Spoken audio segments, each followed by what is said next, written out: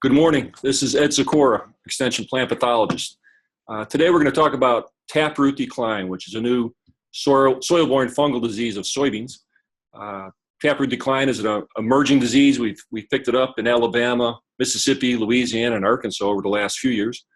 We confirmed it in Alabama last year for the first time, but I have observed symptoms of this pathogen or this disease in fields in previous years in the state. The disease is caused by a previously undescribed fungal species in the genus Xylaria, so a new pathogen for soybeans. These are some slides I took up at the Tennessee Valley Research Station last August. This is out of someone's Kathy Glass's variety trial, but you can just see some general yelling of the plants in the field, and these symptoms can be confused with a number of other diseases such as sudden death syndrome, charcoal rot, southern blight, and so on. But just a general yellow decline of the plant. So foliar symptoms, as I said, can be confused with other soil-borne diseases, most likely sudden death, charcoal rot, southern blight, stem canker, maybe even some herbicide injury problems.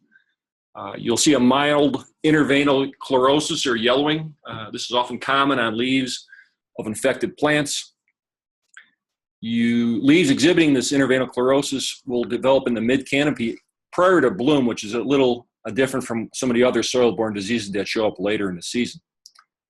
You will see a leaf yellowing visible in the upper canopy at full pod, stages R5, R6, late in the season. This yellow flagging is what you normally pick out when you're scouting a field. The best way to confirm taproot decline is by looking at the base of the plants, looking at the blackened roots. And oftentimes when you try and pull one of these plants out of the ground, it'll snap off right at the soil line, right at taproot. And if you look at the base, you'll see a black discoloration, which is pretty characteristic for this pathogen. On these images, you can see some of the confusion you might have in the field among the different diseases. I've been confused for the last couple of years on this subject, but you can see taproot decline developing in the bottom left corner, interveinal yellowing with eventual necrosis or browning of the tissue. You compare that to sudden death syndrome, SDS, in the bottom right. Pretty much similar symptoms. Top right corner, you have some, actually that's a fungicide damage on soybeans with the interveinal yellowing and browning. And upper left is soybean vein necrosis virus, also a relatively new disease in Alabama. And with that disease, you can get yellow spotting and eventual necrosis or browning between the tissue. So taproot decline, not that easy to differentiate from some of these other pathogens. What you'll see in the field, usually by pod fill, is just yellow plants in the field, flagging of individual plants, maybe one or two plants in a row, but not a dramatic field pattern, such as coming in from the edge, say with charcoal rot or big round circles. These plants are often scattered, and you might find two or three plants together in a row. When you look more closely at the plants, if you get down on your hands and knees and look down, you'll find one or two plants yellowing up. Oftentimes, right next to these, you might find one or two dead plants that succumb to the disease earlier in the season. And then you also have this interveinal yellowing or chlorosis, necrosis. And as I said, can be confused with a number of other diseases. Now with taproot decline, you can see disease earlier in the season, even before bloom. And if you look at the leaves on the left, some of that interveinal yellowing there can be confused with something like iron deficiency or magnesium. So it can come in early and take those plants out early as well. But oftentimes this goes unnoticed by the farmer. And here's symptoms on the cotyledon. But I've often seen that as looking like abiotic, like damage from wind or blowing soil.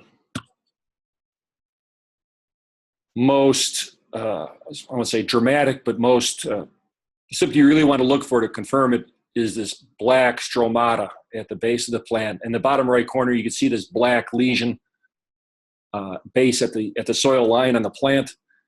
On top there, you can see the brown stuff is just soil adhering to the soil surface, but that's the fungal body. That's a sign of the pathogen. That's the actual fungal stromata. And again, when you pull these plants from the soil, they'll just snap off very easily at the soil line. One thing I'll be looking for this year, and I haven't seen this in the past, is dead man's fingers or devil's horns. These are these white structures coming from the stromata near the soil line or at the base of the plant. And again, this is just a sign of the pathogen that you have it. Something I'll be looking for this year. What we'll do oftentimes in the lab, but you could also see this in the field, is when you remove those plants from the ground and cut the stem open longitudinally just above the soil line, you'll see a white cottony growth within the pith. And this could separate it from, say, internal symptoms of sudden death syndrome, which causes more of a water soaking on the lower vascular system without the white cottony growth.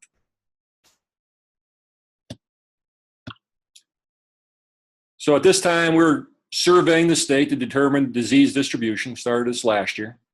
However, we're also working with pathologists at Mississippi State University and LSU, as well as other institutions in the Southeast, to determine the best management practices for this pathogen.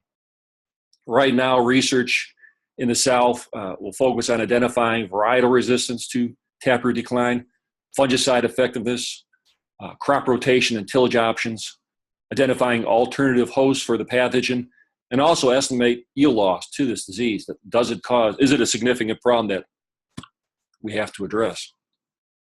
Last slide here, just a distribution map where we detected taproot decline last year in the state. I think we picked it up in roughly 8 counties.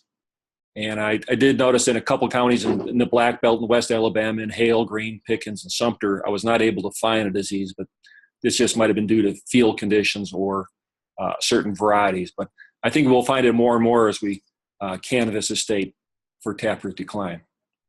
So with that, if anyone has any questions on the disease, please contact me by phone or by email, and I'll be happy to talk about it further. Thank you.